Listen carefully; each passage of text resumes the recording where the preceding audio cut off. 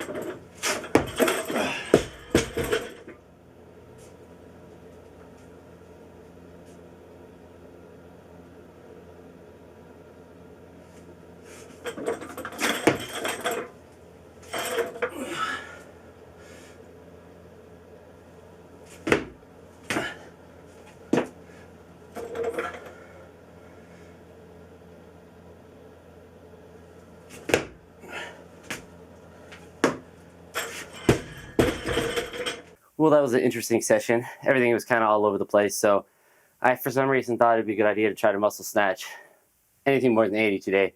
I tried 91 and you saw I failed, which wasn't even close. I had no shot. I didn't even try to get it up and like press or anything. It was like as soon as I started to pull and I had it up past my belly, I was like, ooh, not a good choice. But no foot snatches went well for the most part.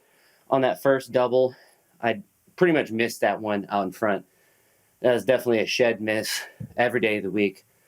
And probably just a normal miss in the gym too, even if I had space to walk forward. So, you know, that's going to happen. But as the sets went on, I felt like I was moving better. And positionally, I felt like I was getting into better positions. The big thing that I was focused on was keeping the bar close, but also trying to have my hips a little bit lower and my shoulders a little bit higher, which kind of works in conjunction. But as I was initiating the pull, trying to make sure my back's tight, but also my shoulders are up a bit higher than normal, so I can keep more of my legs into it. So when I got to the third pull, I guess, or whatever, past my knees, then I had more of my legs left to turn over.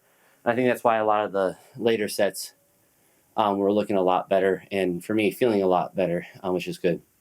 The clean and jerk complex was not fun at all. The clean pulls were always, the easiest part, but the clean doubles for some reason were difficult. It's weird. I haven't done clean doubles in a very, like full clean doubles. I don't remember the last time I've had to do them. I guess I probably have done them since I've been doing the AI stuff, and they would probably have it in there at some point, but they felt off. They felt bad. It was only 101 kilos, so it wasn't particularly heavy. And the last set, it was only 3 of them. The last set felt really weird.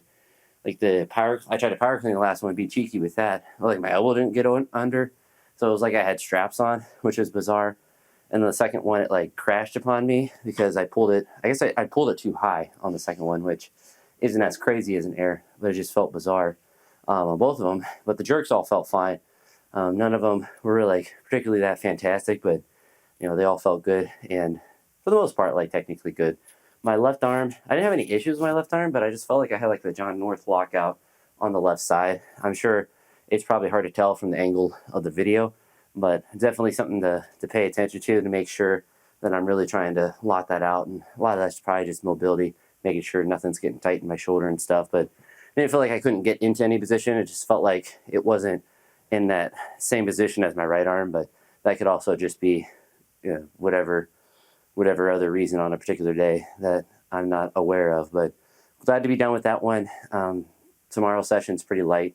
I think it's just squats and pulls, and I think the rest are light until the heavy day at the end of the week, but glad to get it done. Pretty productive. Definitely a difficult clean and jerk complex.